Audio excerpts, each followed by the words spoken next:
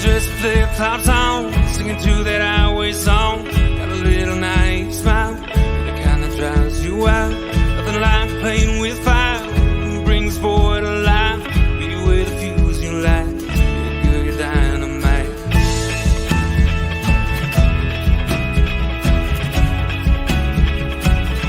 You made my day when you walked into town beside me, whispered with your eyes, let's go. You made me say, what's your name, girl, you're lonely. Can I call you if I ever go down this road? And I can't seem to find the thing.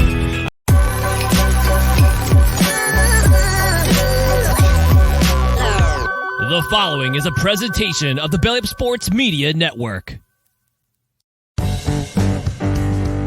1420 Sports Bar Podcast, Yankees Week in Review. Listen in throughout the baseball season as we will go over the week that was for the New York Yankees. We'll talk about what went right, what went wrong this week, this day in Yankees history, Yankees birthdays, and predictions of what the Bronx Bombers record will be at the end of the upcoming week. It's 1420 Yankees Week in Review, the Yankee Tavern North, brought to you by SeatGeek. So put on your pinstripe, grab a beer, and let's get in.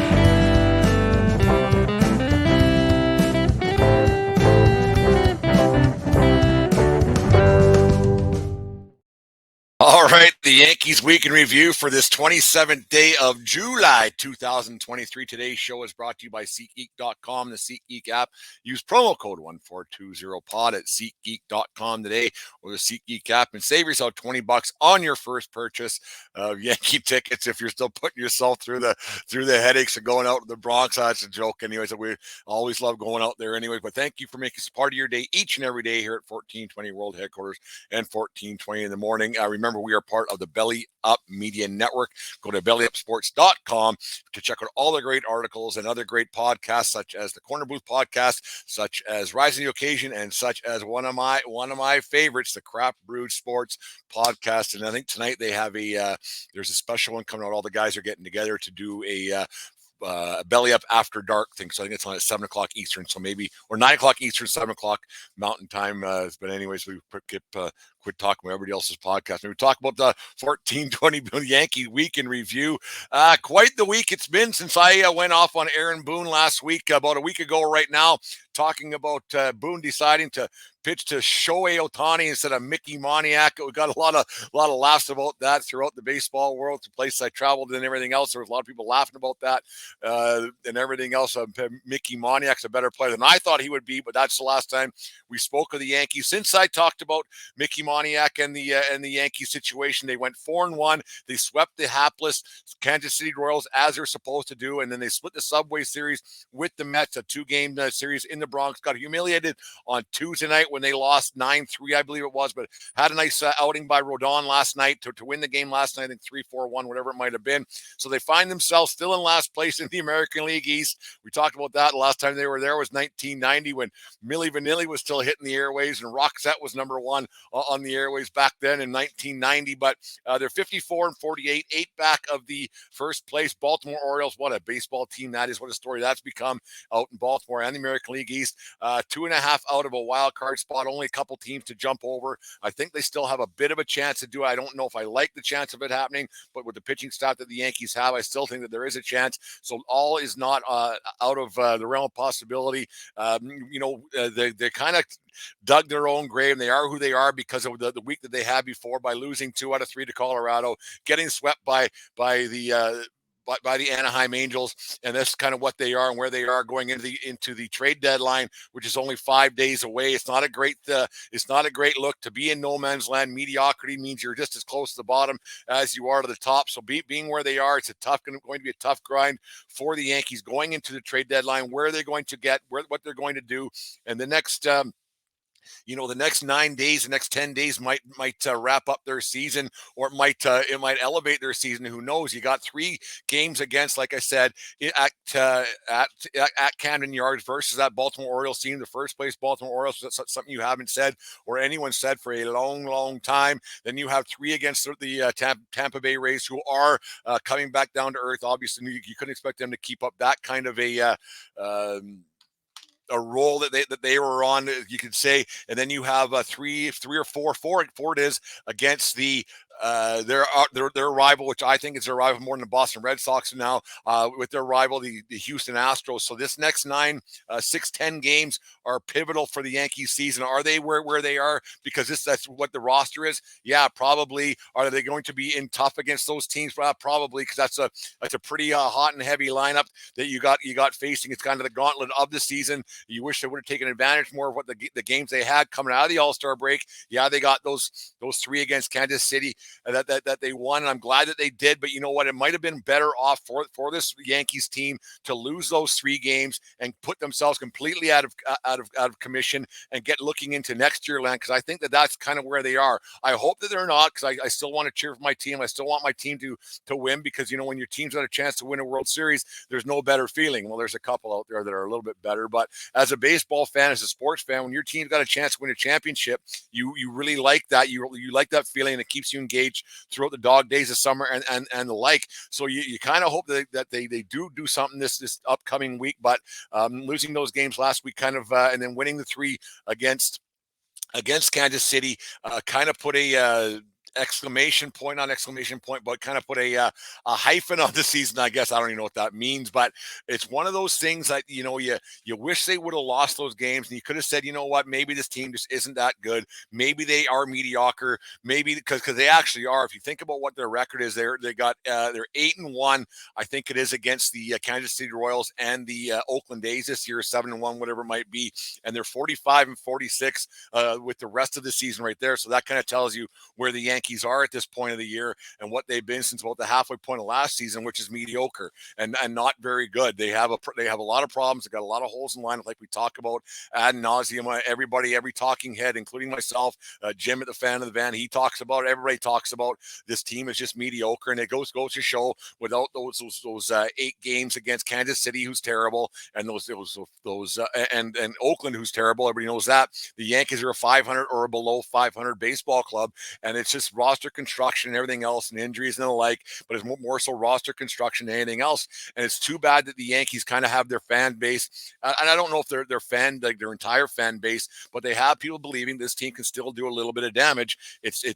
I tend to lean the other way, that I don't think that they can, but there's some things that they could possibly do at the trade deadline that will maybe help things out a little bit, that will help things out to maybe do something at deadline. I think that they got to try to find a way to become quasi sellers at the same time as becoming buyers at the same time. Like, you sell something, you get something in return, no matter what.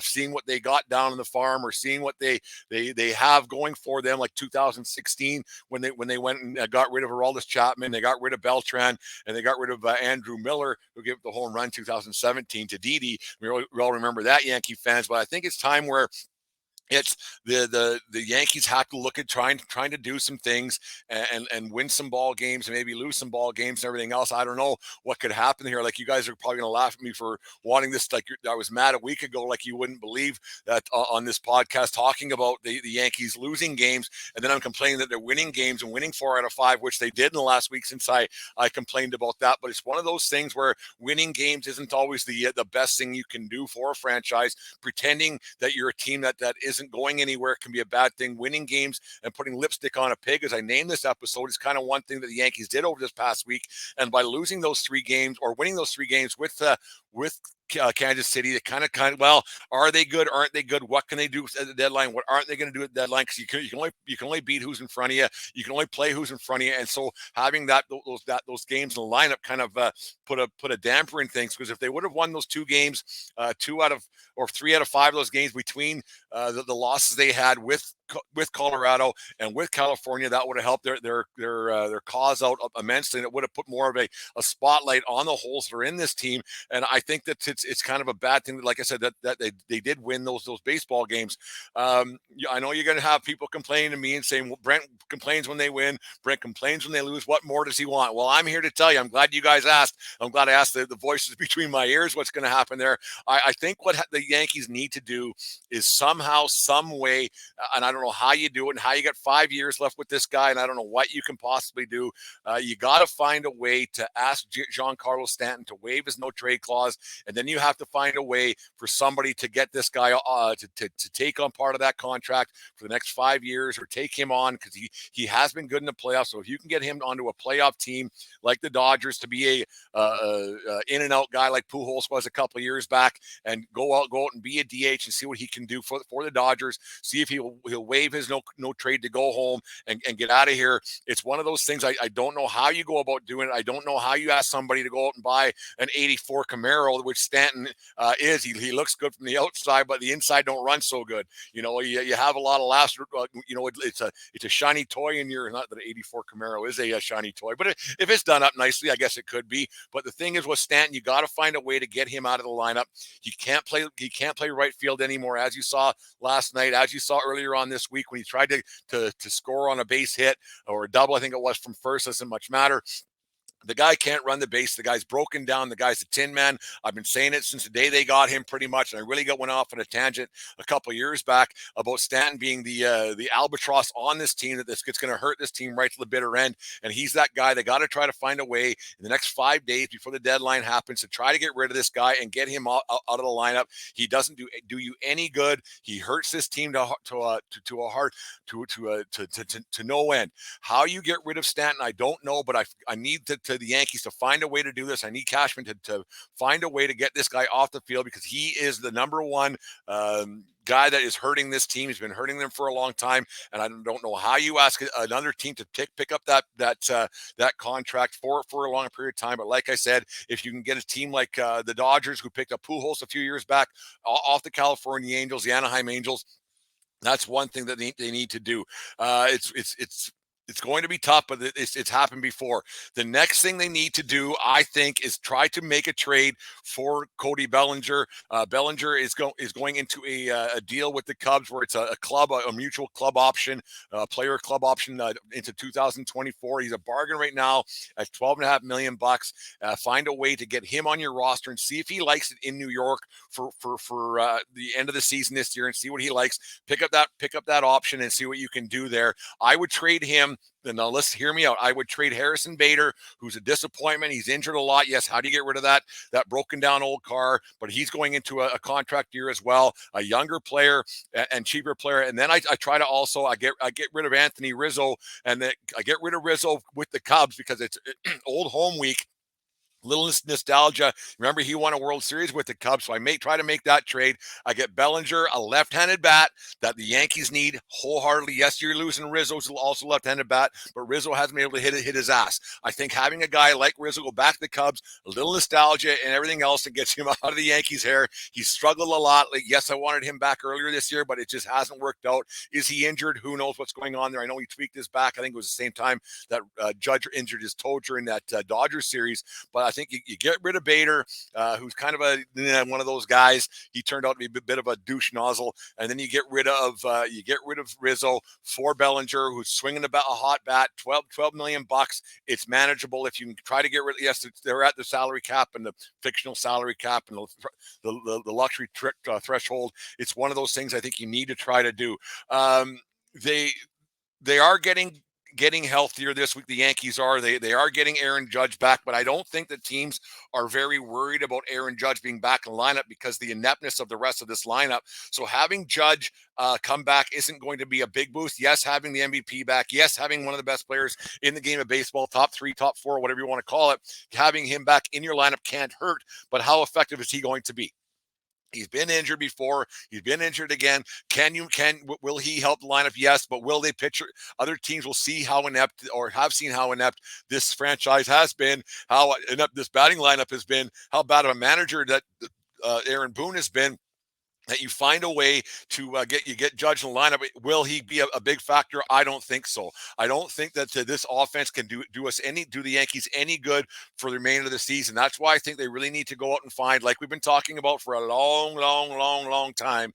You try to find a way. I don't know if you can trade LeMahieu. He's injured, but you still need a guy to play first base. So you try to move LeMahieu over to first once you get rid of Rizzo, in my opinion, and then you can go. You go out and find a left fielder, which we've been talking about about, and a third baseman, which we've been talking about for a better part of 2 years now, a year and a half, that the Yankees went out and got, and Cash went out and got Donaldson, which was an unmitigated disaster. The guy couldn't hit at all. He's old and broken down. Now his career is likely done. But the president of Josh Donaldson fan club didn't help out the Yankees one bit. Yeah, he hit some home runs here and there, but the rest of it was a complete wreck, a complete disaster. The entire time was there. And Yankee fans and non-Yankee fans have been saying, like, why the left side of that field has not been good throughout this entire season and into last season. You don't know what you got there, and you wonder if old Brent Gardner's kicking around. You could put him in the left field. He couldn't be as bad as everybody else, or he couldn't. Like, it couldn't be. Well, he could be, but he hasn't played for a couple of years. But I always liked Gardner. He was a great player. Not a great player, he's a really good player and a good Yankee. But you look at something like that, they got to do something left side of the infield. They got to go out and sell, and find a way to right this thing, because I think this year is gone. I'm not giving up on it 100%. I'm not a complete. The sky is falling. It's over. Everything else. The fat lady, she ain't singing, but she's sure humming a good tune right now. But it's a thing where you got to start looking at next year, Lamb, because you do have Garrett Cole under contract for a few more years. You have Rodon for a few more years under contract. There was good pitchers. You don't know what you're going to get out of Severino. You don't know what's coming up in the free agent market. You never know what's coming out of the minors, because prospects are just prospects until they do something. They're just another player. So you wonder what they got going on. So, but you have a Judge in long term. You have Rodon in for long term, and you have Garrett Cole in for long term. And so you have to try to do something, and you have to think about not just the rest of this year, but years coming up. And right now, this Yankee team is aging a little bit, and you got to find a way they got to get a little bit better. They got to get more athletic, and they got to find a way to get away from themselves and find a way to get rid of the analytics guys that they have, because it isn't working to a man. Trying to find a right fielder, trying to find a left fielder, it's tough. It's really tough to try to overhaul the lineup right now, like they did in 2016. Like I said earlier, is going to be tough, but they managed to do it in 2017, which is one of my favorite Yankee teams of all time. Even though they didn't win anything, that team was built the year before with the trades that they made when they got rid of Beltran as well, was included in those. And they gave Judge the reins out in right field and say, yeah, run with it, man. And then they got to, it's like, what bothers me about that trade. The only thing that bothers me about all those trades that they made when they did get Miller out of, and I'm going off a little bit of a different tangent here, when they got rid of Andrew Miller, who, like I said, gave up the home run to Didi in game 4, game 5, whatever it was, of that 2017 DS. When they got Clint Frazier, I thought Frazier was going to be a hell of a player for a guy who was drafted first overall. Yeah, there was problems between that kid's ears.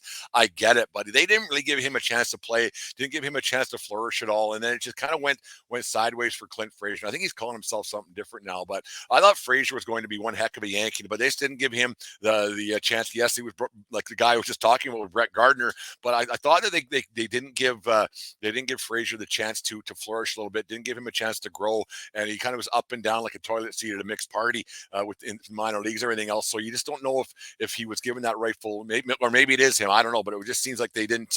He wasn't the guy for them, and they went. He was highly touted prospect, kind of like Gleyber Torres. And you think about those teams that they made all those deals. Torres is the only guy that's left. Yeah, McKinney, he's back now as well. He's part of what I think it was the Beltran trade, but he had a little cup of coffee back with the Jays a couple years back, and now he's back playing whatever position is out there in the field. He's not a very good player.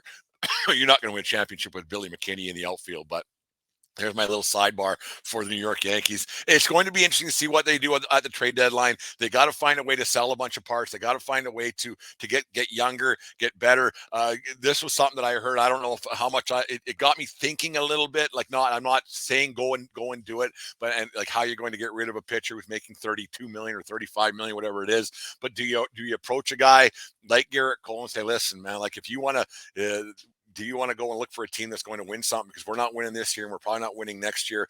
Do you want to go and waive your no trade, and we'll just fish you out there and see if there is any feelers out there for you? Do you do that to maybe drop some payroll in because you're not going to do much? I'm not saying I agree with it. I'm just saying that's something that came up that I heard.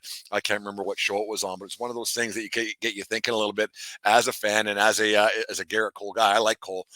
Is he going to win you a championship? I don't know, but he's one of the best pitchers in baseball. baseball, top 5 anyways. So do you put the feelers out there and see what you can get for prospects or an everyday player or a third baseman or a left fielder or everything else the Yankees need? Because if you fish a guy like Garrett Cole out there to a championship team that has a shot this year, a lot of teams would go out and jump at something like that. Like if you look at, because the Angels last night, as I said it yesterday, the Angels last night said that they're not getting rid of Ohtani. So do they fish out Ohtani out there, even though they went out and made an acquisition for Lucas Giolito yesterday from the White Sox? So the Angels are all in. They're all in right now. Are they going to make the playoffs? Who knows? But they're all in right now.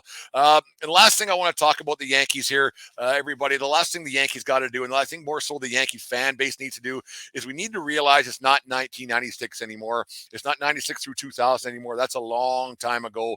2009, the last World Championship, that's a long time ago. George Steinbrenner died in 2010. It's all a long time ago. And the days of yesteryear are gone. The 27 championships, it's a long time ago. And we got to start looking towards the future. Ron Marinaccio isn't Mariano. Harrison Bader isn't Bernie Williams. So it's time to kind of take and Volpe's not Jeter. Volpe's going to be a good player, but a guy that only hits 203. I think it's a bit of a failure this year. It's not a successful year, in my opinion. If Bader kind of sticks to what they got going on there in Yankee land, the left side of the infield, we knew the field was going to be a problem. The catcher's going to be a problem. We don't have Jorge Posada back there. It's one of those things. I don't think that the Yankees are in a situation to win a world championship this year. Can they contend for a playoff spot a little bit still? Yeah, but like I said, this next 10 games is going to be very truthful, or very what it's going to be. But the Yankees team has now become more of a brand. I still live and die with this team. I'll still watch 162, or I'll not watch them all anymore, but I follow every game. And if they make the playoffs, I'll be in on it. I'll full bore. I'll adjust my schedule that I get these podcasts out, and whatever Dave's doing, we'll have to put them out if the Yankees do get one of those things. But you have to realize now that the brand is much bigger than the team. This is a business, and you can tell, and the business has hit Yankee land in the Bronx no matter what. Yes, George was in it to make money as well, and yes, but George is gone, and this brand, the brand of the Yankees and the making money, is much bigger than the team is, and the brand is an old business saying. The brand lives it by it wholeheartedly right now. That you got to spend money to make money, and yes, the Yankees do spend a lot on payroll year in year out. Do they spend it wisely? No, but they spend money to make money, and the place is packed week in, week out. Over the weekend with the Kansas City Royals, they had some of the biggest crowds they've had all season long. Summertime, and on it goes. They were sold out for the 2 Subway Series games over the weekend, and you just know next weekend when the Houston Astros are in town, they'll be sold out all weekend again. So the brand, like I said, the brand has become bigger than the team. It's one of those things that people have to realize that it's just not the same Yankee team that was winning at the old place, and people were going out there. It's a different Yankee fan now than there was 20, 30 years ago. It's just a lot different. It's not better, and it's a lot different. But I think we got to realize as Yankee fans that that's just what this team is now. Am I going to still cheer 100%? Am I going to go there this summer? I still hope to make our way back out there in September.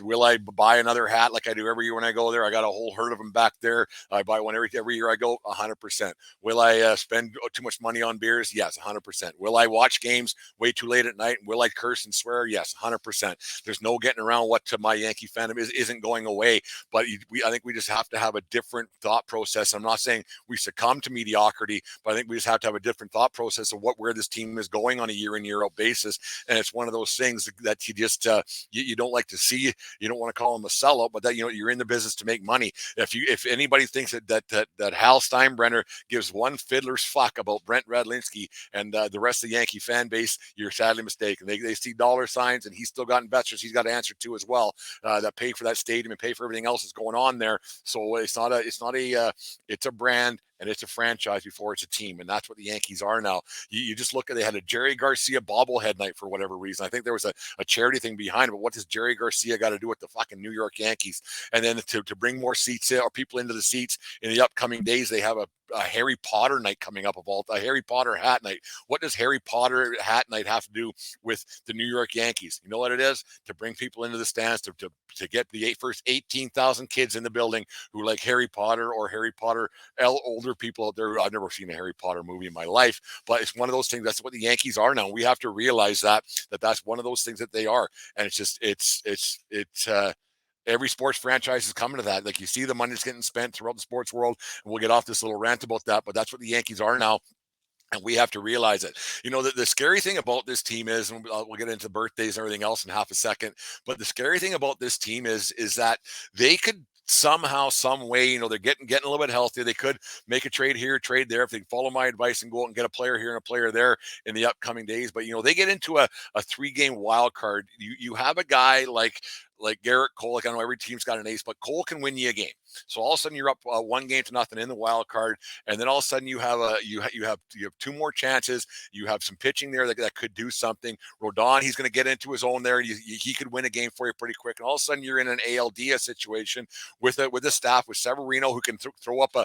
Yes, he can throw up a stinker, and yes, he can throw up a stinker, and Herman can throw up a stinker, but also Herman has a perfect game. Yes, it was against the Oakland A's, but you have a couple guys that can win a couple games for you. And then you have Nestor Cortez. Once he gets off the IL, he never know, he could fall into a win or two here or there and get back to his all-star form from last year. So you never know what this team might end up doing. Do I expect them to get to a World Series this year? No.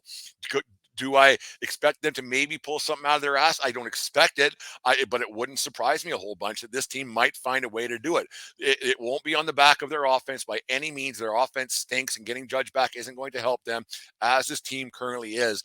But I think that if this team can do something like they did in 2016, 2017, and get some pitching, go and make some deals at the deadline, and trade off those old Camaros, you just never know what might happen, because they only need to score 3 or 4 runs a game, which they aren't even doing now. But if they can go out and get a player here, a player there, and get rid of Giancarlo Stanton and say goodbye forever to him.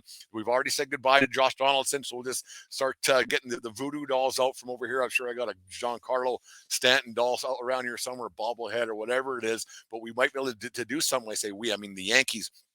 They might be able to get something done. They might find a way to do something in the playoffs, but you got to get to the dance first, right? And that's one thing that they got to do, and they got to find a way to get there. But we just got to realize the Yankee team to maybe not have the high expectations that we've had over the years. 2016, when they made those deals, 2017 and 19, that was a championship window. And since then, that window, I think, has been actually closed. So it's time to open up the window with some new blood in the upcoming days. And I hope that Cashman can find a way to pull one out of his ass in the next 5 days and give Yankee fans across the world a little bit of hope, because with this pitching staff, I still think that they have an outside shot to get themselves to a CS. It's going to be tough because Baltimore's really good, and Tampa, well, you never know what you're going to get. But I don't think the Jays are that good. I actually don't think the Jays are that good. I'm going to get shot by my wife for talking about the Jays that way, but I think that they're missing something. Are they going to make a deal or two? Probably. Everybody's going to try to jockey around right now, but now that Ohtani's off the table, people are shuffling the deck a little bit, so it should be interesting to see how it goes. And one last thing before I and I've been meaning to talk about this for 2.5, 2 3/4, 2 9/10 years. What's 9/10 of a year? 11/12 of a year since we started this damn podcast. Is can the New York Yankees please quit playing Frank Sinatra, New York, when they lose a game at home in the Bronx? That's supposed to be a celebratory thing. When you win something, you remember when they were winning world championships at the old place across the street, and even a new place in 2009, that was blaring over the speakers, everything else, when they're winning world championships and having a good time. And that should be something that people are singing when they're going down the concourse, leaving the building. They're outside, walking across the Billies, walking across the stands, walking across over to Sluggers, walking over to,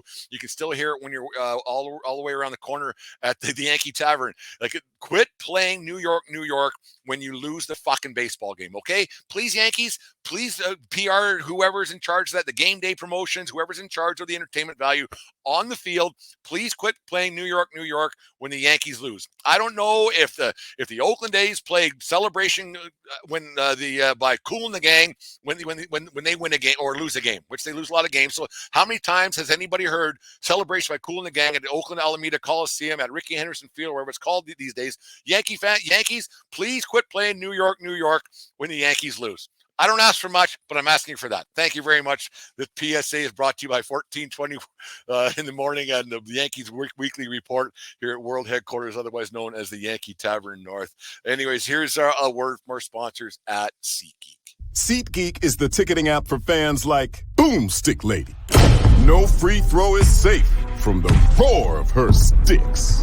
SeatGeek helps her find a seat in the direct eye line of the shooter so she can sit where her boomsticks make the biggest boom.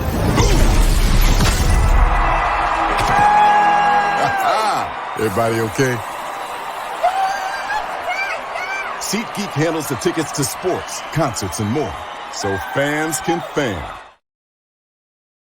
Anyways, on this days and birthdays and all that stuff that we do here at the Yankee Week in Review. I don't know why I can't get that out every week. It's really pretty easy. On this day and birthdays, it's pretty simple. Anyways, on this day in 1988, Yankee pitcher Tommy John, yes, that Tommy John, committed 3 errors in the Yankees' 16-3 drubbing of the Milwaukee Brewers. 3 errors in one play, as you're seeing here if you're watching on YouTube, in front of 28,869 people at Yankee Stadium in the Bronx. Dave Winfield led the way, going 3 for 5 with 5 RBIs, including 2 home runs. Tommy John got the win despite the 3 errors to improve his record to 8-3 on the season. The Yankees' record was 58-40 at that point. John's 3 errors were 3 of the 4 committed that season, all in one play, and 3 of the 49 he committed in his 26th career. Everybody knows Tommy John more for the surgery he had, and probably those 3 errors come up a lot. The 80-year-old Tommy John, I think he's 80 years old now. So on this day in 1988, Tommy John had a bit of a rough go of it there in one inning. It's kind of funny how that all went about. There's Tommy John and his elbow surgery and the like. So yeah, there it is. And happy birthday to happy 48th birthday to the one, the only, one of the best to play the game. Hate to say it, Alex Rodriguez. The ego and the greed got in the way a little bit of this guy, but current broadcaster, ex-Yankee Alex Rodriguez was born on this day in 1975 in Manhattan, New York. Moved to Dominican Republic for a little bit, then to Miami in the 4th grade. Drafted first overall in the 1993 draft to Seattle.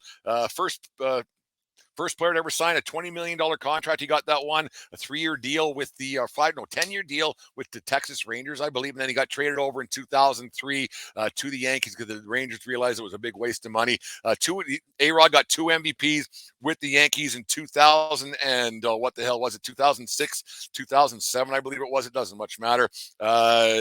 PEDs, the whole bit. Won a World Series with the Yankees in 09. We all know the A-Rod story, one of the best to ever play the game, but his ego got the best of him. Was he a great Yankee? Yes. Was he the greatest of all time? Yes. Should he be in the Hall of Fame? That's that debate that goes on forever and ever. One of those things but A-Rod, I'm not a big fan of the guy. I can't stand when he talks on TV, but he loves the game of baseball. He's very, very knowledgeable. And yes, did he help the Yankees win a World Series in 2009? 100%. He's one of the catalysts of that 2009 team when they moved across the street from the old place, and one of the greatest Yankees to ever play third base. There's no getting around that. The talent this guy had is second to not many. It's just too bad that all of it had to get in the way, and that's just who he is. One of the top nozzles to ever play for the Yankees, probably. But happy birthday to A-Rod. Not going to besmirch your guy on his birthday very much, but he was one of the best Yankees ever play. And he, like I said before, he tricked me a long time ago in 2000. I think it was 2014 with the Forgive campaign he had, and Bald Vinny was selling T-shirts across the street in front of Billy's there. And of course, I bought one. I still got it upstairs somewhere. So, anyways, happy birthday to A-Rod. And everything else. Hope things are going okay in your land. I'm sure you're doing fine, crying in your millions that I called you a nozzle here at 1420 World Headquarters, otherwise known as Yankee Tavern North. Anyways, there's my hopes for the Yankees this week. I still hope they got it going on. I don't have a whole bunch of faith that it's going to do as I may have just laid out for them, but I hope that say Cashman can make a deal in the upcoming days to maybe improve this team and get rid of some older guys and find a way to shed a little bit of salary and everything else. But you just never know what could happen. How they get rid of Stanton, I have no idea. How you get rid of Rizzo, I have no idea. What you do with JD or LeMahieu, I have no idea. I don't know what you can do with these guys, but you just never know what could happen in the upcoming days ahead. Some that might pull something out of their ass and become a World Series contender, which is only a few players away. It's just one of those things. But this offense is inept. This offense is a disaster. And until we get Cashman and the likes wise up to it a little bit and find out what the problem is and get down to the deep depths of the big ballpark in the Bronx and get those meetings done, you don't know if it's ever going to be fixed, because right now that offense is a mess, been a mess for over a year now, and it's just you don't know what it's going to do. And now that Judge is coming back, how much of an impact is he going to have? Because the rest of baseball, they read the analytics, they read the stats too, so they'll see that when Judge coming up to bat, you walk them just like Boone should have done last week to get to Mickey Moniac instead of pitching to Shohei Ohtani. You're going to see once Judge is back, he won't see many pitches to hit, if any, because the rest of that offense is very inept with not much hope of even getting a base hit, let alone a home run, which they're built upon to do. Anyways, there's my Yankee talk for the week. Me and Dave are back later on tonight to record another blockbuster edition of the 1420 Sports Bar podcast. Make sure you listen to our show wherever you get your podcast. Make sure you listen to friends of the show. Jim at Fan of the Van, he had a good Yankee rant today before we got into football talk. Got a lot of other football, great football shows going on. It's football season to most, but here at 1420 World Headquarters, especially at 1420 in the morning, she's still baseball season right until the end of October. So, anyways, there it is for today. It doesn't matter where you are; it's who you're with, and go Yankees. Take me out to the ball game. Take me out with the crowd. Buy some peanuts and Cracker Jack.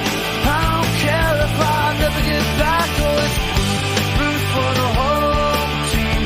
They don't win, it's a shame. Now it's 1, 2, 3 strikes. You're out at the old ball game.